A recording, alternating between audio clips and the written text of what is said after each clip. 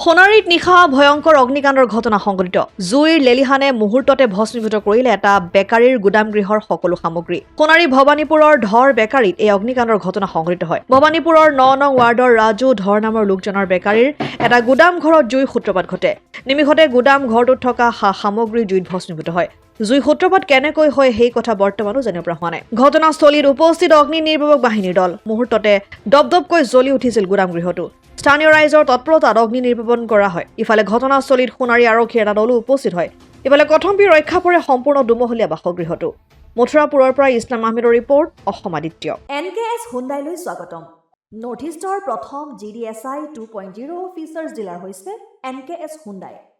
অত্যাধুনিক সা-সুবিধাৰে তৈয়াৰী most updated Hyundai dealer এতিয়া ডিব্ৰুগড়ত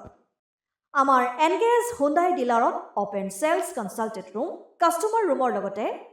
পুৰণি গাড়ীৰ এক্সচেঞ্জ ফেচিলিটিও ৰখা হৈছে ইয়াত সেলছৰ লগতে সাৰ্ভিস সেক্টৰৰ সুন্দৰ সুবিধা আছে প্ৰয়োজনীয় সকলো এডভান্স টুলছ হুইল বেলেন্সিং এলাইনমেন্টৰ অত্যাধুনিক machine post hydraulic lift fully trained man পাৱাৰৰ লগতে nitrogen gas filling facility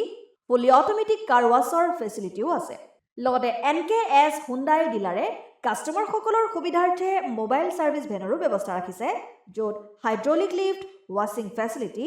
wheel balancing tyre pressure check কৰাৰ লগতে বহুখিনি সুবিধাই উপলব্ধ আছে NKS হুণ্ডাইলৈ আহক আৰু সুবিধাসমূহ গ্ৰহণ কৰক